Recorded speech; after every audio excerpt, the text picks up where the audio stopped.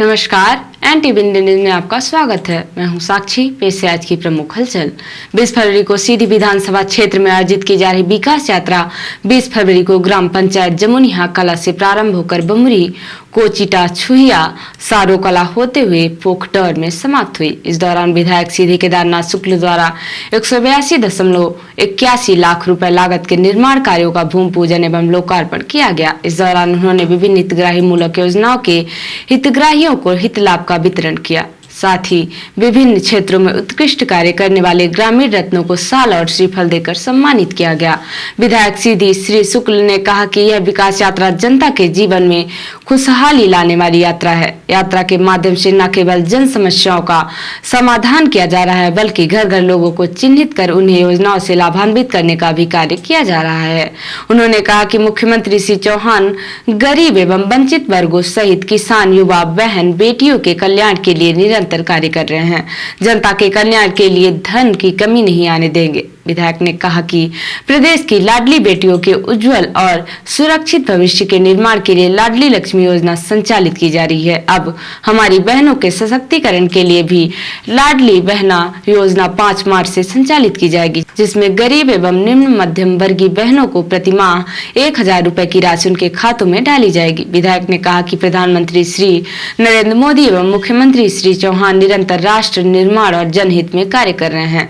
प्रधानमंत्री श्री मोदी के नेतृत्व में पूरी दुनिया में देश के प्रति नजर और नजरिया बदल गया है। अब भारतीयों को सम्मान के भाव से देखा जाता है। राज्यसभा सांसद अजय प्रताप सिंह ने कहा कि विकास यात्रा के दौरान हर पात्र व्यक्ति को चिन्हित कर केंद्र व राज्य शासन द्वारा संचालित योजनाओं से लाभान्वित करने का कार्य किया जा रहा है, जिसमें समस्त जनप्रतिनिधि एवं प्रशासनिक अमला एक साथ मिलकर घर घर दस्तक दे रहा है। उन्होंने कहा कि मुख्यमंत्री प्रदेश में व्यक्ति के जन्म से लेकर मृत्यु तक, बेटियों के जन्म से लेकर विवाह तक, ग्रामीण क्षेत्र में विकास से लेकर राजधानी में विकास तक हर दिशा में कार्य कर रहे हैं। मुख्यमंत्री श्री चौहान गरीब, बुजुर्ग, महिला हर वर्ग के कल्याण के लिए निरंतर कार्य कर रहे हैं। यात्रा के दौरान विधायक सीधी श्री शुक्ल ने ग्राम पंचायत पोखडर में 32.69 लाख रुपए के विकास कार्यों का शिलान्यास किया। इसी प्रकार पोखडर में 42.64 लाख रुपए, कोचिटा में 18.69 लाख रुपए, छुहिया में 19.71 लाख रुपए,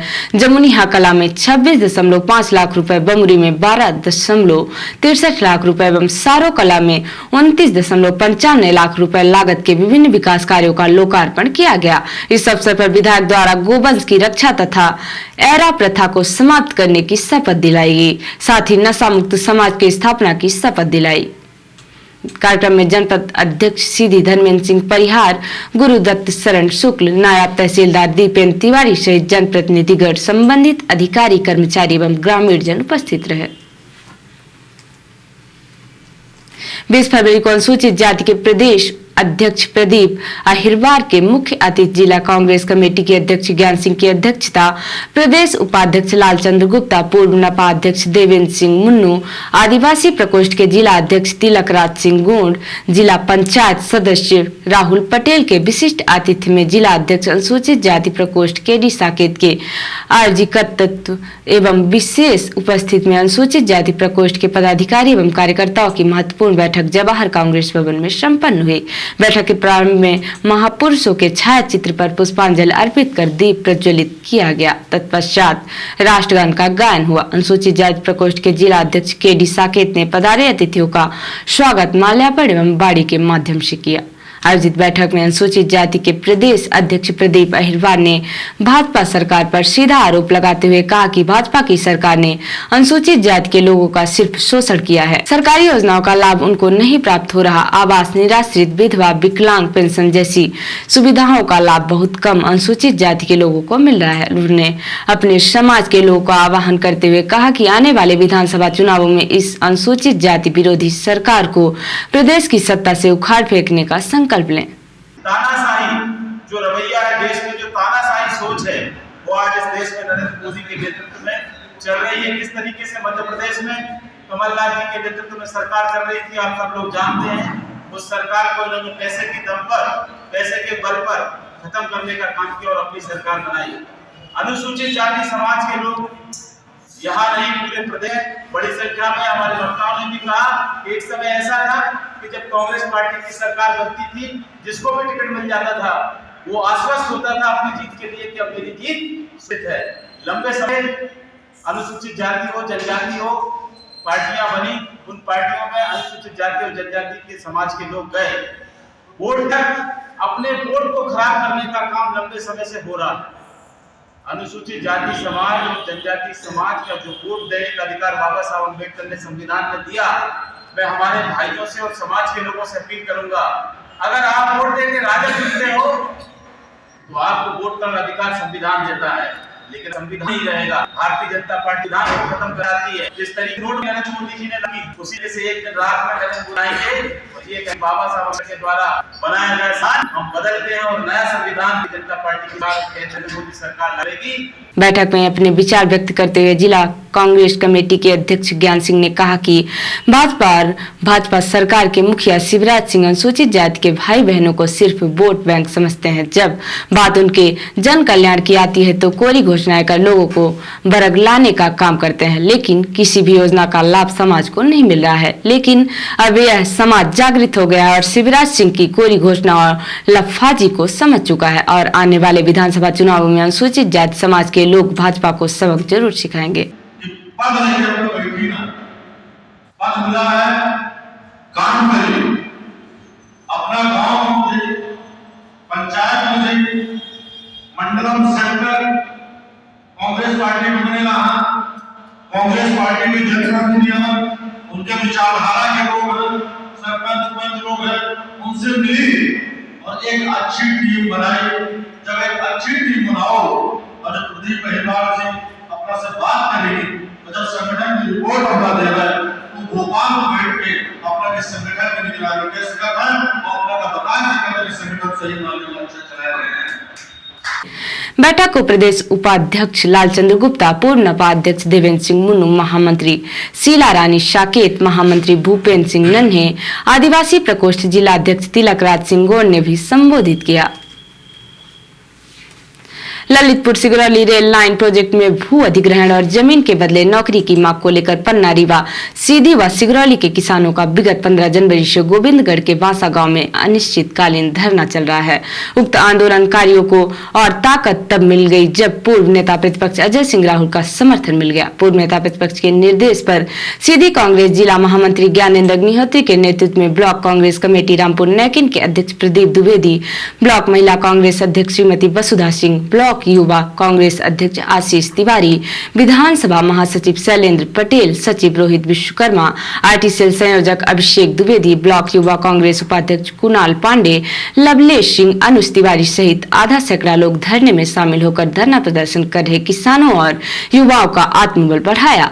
ज्ञात हो कि पूरे प्रोजेक्ट में लगभग 7000 किसानों की जमीन तो अधिग्रहित कर ली गई है, लेकिन अब सरकार नौकरी बिना दिए ही जबरदस्ती ठेकेदार के माध्यम से पुलिस प्रशासन की दादागिरी पर काम करवाया जा रहा है। स्थानीय पीड़ित परिवार के लोगों ने बताया कि किसानों की खड़ी फसल से गुंडों के रौब से खेत में मिट्टी निकाली जा रही है, कोई सुनने वाला नहीं है। थाने में एफआईआर दर्ज नहीं की जा रही है। रेलवे विभाग तानाशाही में उतारू है। जिला महामंत्री ज्ञानेंद्र अग्निहोत्री ने बताया कि युवाओं और किसानों की मांग पर और आदरणीय पूर्व नेता प्रतिपक्ष अजय सिंह राहुल भैया जी के निर्देश पर मैं सभी पदाधिकारियों के साथ गोविंदगढ़ के बांसा गांव में चल रहे धरने में शामिल हुआ।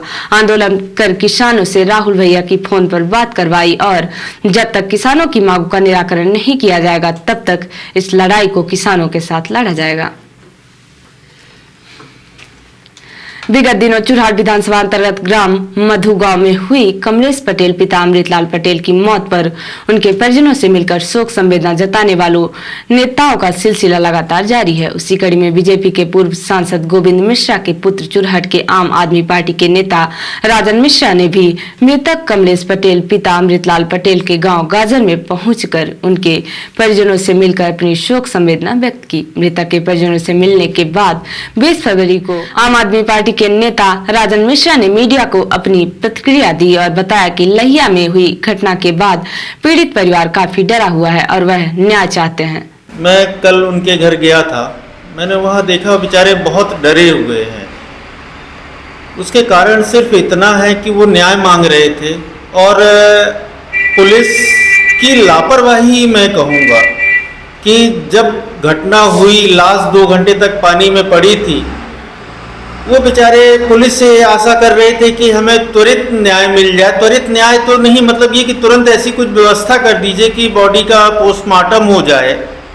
लेकिन पुलिस अगवानी में लगी थी शिवराज सिंह जी के, और जितना जल्दी ये काम होना चाहिए पुलिस उसमें असफल रही। लोगों का आक्रोश बढ़ता गया और वो उस लाश को लेके घटना स्थल से, जहां शिवराज सिंह जी की सभा होनी थी, वहां के लिए रवाना हुए। 4 किलोमीटर 3 किलोमीटर का फासला था, पुलिस उनको वहां नहीं रोक पाई। मतलब ताजुब लगता है ना कि किसी ने प्लान करके पुलिस के साथ मिलके वहां तक लाश को जाने दिया। मीडिया को अपनी प्रतिक्रिया देने के दौरान एनटीवी इंडिया न्यूज ने जब उनसे चुरहट विधानसभा से चुनाव लड़ने को लेकर सवाल किया तो उन्होंने कहा कि चुनाव लड़ना तो तय है, लेकिन अभी यह तय नहीं है कि चुनाव मैं लड़ूंगा या मेरे पिता गोविंद मिश्रा जी। अभी हम लोग जनसंपर्क पे हैं, लोगों से हम मुलाकात कर रहे हैं, क्योंकि बाबूजी 40 सालों से इस क्षेत्र में काम कर रहे हैं, लोगों से उनका जुड़ाव है। पिछले 15 सालों से जरूर हम लोगों ने चुनाव नहीं लड़ा है, तो अभी हम क्षेत्र में जा रहे हैं, लोगों से मिल रहे हैं। लोगों का जो संदेश हमारे पास आएगा कि हमें चुनाव लड़ना चाहिए या पिताजी को चुनाव लड़ना चाहिए, अभी 10 महीने हैं, पहले हम संपर्क कर रहे हैं, फिर जो भी उस समय की स्थिति परिस्थिति बनेगी तो उस आधार पे ये निश्चित किया जाएगा कि चुनाव मैदान में कौन रहेगा। मैदान में जरूर रहेंगे, ये निश्चित है। एक अन्य पूछे गए प्रश्न के जवाब में आम आदमी पार्टी के नेता राजन मिश्रा ने बीजेपी द्वारा निकाली जा रही विकास यात्रा पर भी कई सवाल खड़े किए। 20 साल 18 साल से भाजपा की सरकार है और ऐसा कौन सा विकास है कि जिस विकास यात्राएं निकालते हैं। मैं तो कहूंगा कि विकास यात्रा और यात्राओं का सिर्फ पैसों का बंदरबाट है। पंचायत के माध्यम से 4-4, 5-5 लाख रुपए एक सभा के लिए निकाले जा रहे हैं। उस 4-5 लाख से अच्छी सड़क बन सकती है, अच्छे भवन बन सकते हैं। तो मुझे तो ये विकास यात्रा समझ में नहीं आती और ना विकास समझ में आता है। विकास यात्राओं का विरोध भी हो रहा है। कुंवर सिंह टेकाम जी की यात्रा में उनका विरोध हुआ, जनता ने उनको घेर लिया, विकास का हिसाब मांगने लगी। अभी सिहावल के दुआरा में कल जनता ने रास्ता रोक लिया धरना देकर विकास यात्रा का, नेताओं से बड़ी हुई। बीजेपी नेताओं ने कहा कि तुम बीजेपी को वोट नहीं देते हो, इस तरह की बातें भी सामने आ रही है, तो उस पर क्या प्रतिक्रिया है? देखिए, जनता में अब आक्रोश जागृत होने लगा है। लोग सिर्फ बातें बड़ी बड़ी नहीं सुनना चाहते हैं, वो जमीन पे काम चाहते हैं। पैसे पंचायतों से ऐसे आधाधुंध निकल रहे हैं और उनके काम नहीं हो रहा है, तो लोगों में आक्रोश तो होगा ना। रिपोर्टर हिमाई रौतेला ने बताया कि उपाध्यक्ष महिला आयोग ज्योति शाह मिश्रा ने सोमवार को ब्लॉक सभागार हल्द्वानी में स्वयं सहायता समूहों के साथ बैठक आयोजित की। उन्होंने कहा, प्रदेश की सभी महिलाओं को सशक्त करना है जो महिलाएं सरकार की जन कल्याणकारी योजना से वंचित हैं। उन महिलाओं को एक सूत्र में लाना मुख्य उद्देश्य है। श्रीमती मिश्रा ने बाल विकास परियोजना अधिकारी को निर्देश दिए कि हेल्पलाइन नंबर 1090 को सार्वजनिक स्थानों पर चस्पा करने के साथ ही गौरा देवी ऐप की जानकारी दी। उन्होंने कहा कि न्यायालय जिन महिलाओं को दंड मिला है और वे कैद में हैं, इस प्रकार की महिलाओं को सशक्त करने के लिए मानसिक एवं आर्थिक रूप से मजबूत करना है। श्रीमती मिश्रा ने कहा कि जनपद अल्मोड़ा में भी इससे पूर्व में जेल की महिलाओं को मानसिक एवं आर्थिक रूप से मजबूत करने हेतु स्वयं सहायता समूह के माध्यम से अल्मोड़ा जनपद में 5 दिवसीय ट्रेनिंग दी गई। उन्होंने कहा, हल्द्वानी जेल में भी ऐसी महिलाएं हैं जो कैदी हैं, उन्हें स्वयं सहायता समूह के ट्रेनरों द्वारा प्रशिक्षण दिया जाएगा, जिसमें जूट के बैग, हर्बल लंग, एपन आदि की ट्रेनिंग दी जाएगी। श्रीमती मिश्रा ने कहा, इस अभियान का मुख्य उद्देश्य यह है कि जेल की कैदी महिलाओं को सशक्त एवं आर्थिक तौर पर मजबूत के साथ ही समय का सदुपयोग करना है। बैठक में खंड विकास अधिकारी डॉक्टर निर्मला जोशी, बाल विकास परियोजना अधिकारी शिल्पा जोशी के साथ ही स्वयं सहायता समूहों के साथ ट्रेनर आदि भी मौजूद थे। और अब पेश है प्रादेशिक हलचल। भोपाल में शिवराज बोले, खास ठेकेदारों को टेंडर मत देना, डामर चुपड़ दिया, बाद में उखड़ गया। मुरैना में जमीन विवाद में युवक की गोली मारकर कर दी गई हत्या। दिग्विजय बोले, इस चुनाव में बिकाऊ नहीं टिकाऊ माल होगा। पूर्व सीएम दिग्विजय दे रहे थे गुटबाजी छोड़ने की सीख। और मध्य प्रदेश में नई आबकारी नीति 2023-24 को शिवराज कैबिनेट ने मंजूरी दी। एमपी में सभी अहाते होंगे बंद। और अब पेश है राष्ट्रीय हलचल। हरियाणा विधानसभा में छेड़छाड़ के आरोपी मंत्री पर हंगामा। सीएम ने इस्तीफे की मांग ठुकराई। कांग्रेस विधायकों का वॉकआउट। यूक्रेन में हवाई हमले का सायरन। ट्रेन से पहुंच गए बाइडेन। राजधानी कीव को नो फ्लाइंग जोन बनाया। सिंधे गुट का शिवसेना के असेंबली ऑफिस पर दावा। उद्धव बोले सिंबल छीना लेकिन ठाकरे नाम कोई छीन नहीं सकता। और छत्तीसगढ़ में कांग्रेस अधिवेशन से पहले ईडी के छापे। कोयला घोटाले में 8 नेताओं पर कार्यवाही। तो ये थी आज की प्रमुख हलचल। नमस्कार।